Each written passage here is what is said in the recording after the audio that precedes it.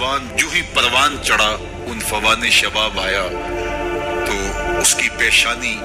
سجدے کے تقدس سے مالا مال ہو گئی، اس کی آنکھوں میں حیا اور شرم کے پہرے آ گئے،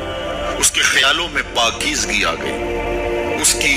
زندگی کے شب و روز نیکی کے ماحول میں بسر ہونے لگی، اس کی راتیں ذکر الہی میں، تلاوت کلام مجید میں اور دن یاد الہی میں روزے سے گزرنے لگے۔ وہ جوان جس کی جوانی اللہ کی عبادت میں گزری، کیونکہ جوانی اگر عبادت میں گزر گئی تو بڑھاپا تو پر نور ہے ہی ہے۔ سب سے مشکل مرحلہ زندگی کا جوانی کا ہے۔ شیطان زیادہ ورغلاتا ہے کسی شخص کو جب وہ جوانی کے مرحلوں سے گزر رہا ہوتا ہے۔ تو جس کی جوانی خیریت کے ساتھ گزر گئی اور اس نے اپنی جوانی کے تقدس کو محفوظ رکھ کے منزل تک پہنچا لیا، اپنی عصمت کے جوہر کی حفاظت کی، اپنی آبرو کو لٹنے نہیں دیا، اپنی آنکھوں کی شرم و حیا پر پہرے بٹھائے اور آنکھ کو برباد نہیں ہونے دیا اور اپنی زندگی کے تقدس کا پہرا دیا، تو جو جوان اپنی جوانی کو خیریت کے ساتھ گزار گیا۔ کسی نے کہا تھا نا، کتاب زیست کا ایک اور باب ختم ہوا، شباب ختم ہوا، ایک عذاب ختم ہوا۔ جوانی جس کی منزل تک پہنچ گئی خیریت کے ساتھ، عافیت کے سائے میں۔ مشکل تو بڑا ہے جوانی کو منزل تک لے جانا، خیریت کے ساتھ، داغدار نہ ہونے دینا، جوانی کے تقدس کو رسوا نہ ہونے دینا، عصمت کے جوہر پہ کالک نہ لگنے دینا، خواہشات کو غالب نہ آنے دینا۔ آسان کام تو نہیں ہے، مشکل کام ہے، لیکن اگر کوئی مشکل کاٹ گیا، جوانی کے تھوڑے سے ایام میں گزار گیا،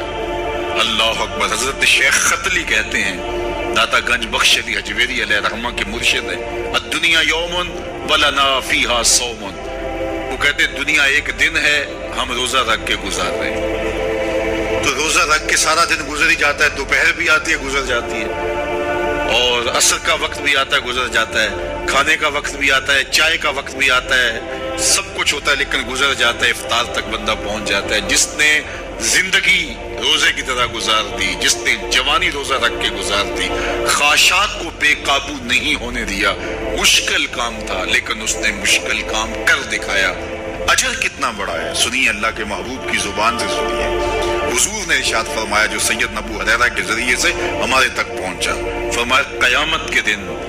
جب سورج کا رخ سیدھا ہوگا، زمین تانبے کی ہوگی، لوگ پسینے میں شرابور ہوں گے، کوئی ٹخنوں تک پسینے میں، کوئی گھٹنوں تک، کوئی کمر تک، کسی کو پسینے کی لگام دی جائے گی، اور وہ پسینہ ایسے نہیں ہوگا جس طرح یہ پسینہ ہے، اتنا گرم ہوگا۔ ابن رجب حنبلی کہتے ہیں اس پسینے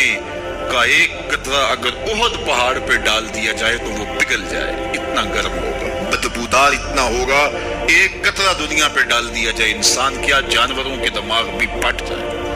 اس پسینے میں لوگ شرابور ہوں گے، لیکن جس نے اپنی جوانی کو عافیت سے گزارا ہوگا، کل قیامت کے دن جب کوئی سایہ نہیں ہوگا، اللہ اس جوان پر اپنے عرش کا ٹھنڈا سایہ عطا فرمائے۔ وہ شخص جس کو کسی عورت نے دعوت گناہ دی اور وہ صاحب منصب تھی، صاحب جمال تھی، اور اس نے یہ کہہ کے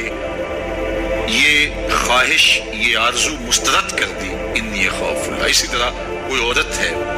تو اس نے اپنے تقدس کی حفاظت کی، اپنی آبرو پہ پہرا دیا اور کسی پیشکش کو ٹھکرا دیا، تو فرمایا قیامت کے دن جب کوئی سایہ نہیں ہوگا، اللہ اسے بھی اپنے عرش کا ٹھنڈا سایہ دے گا۔ کیسا سخت دن ہوگا، اور وہ کس اعزاز میں ہوگا، کس تکریم میں ہوگا۔ یہ تو 4 دن 10-20 سال ہیں، اور وہ 50,000 سال کا ایک دن۔ پھر اس کو اللہ کا شکر ادا کرنا ہوگا کہ اللہ تو نے کتنا کرم کیا میرے اوپر کہ میری جوانی خیریت اور عافیت سے گزری، اور آج اس کا تو کتنا بہتر صلہ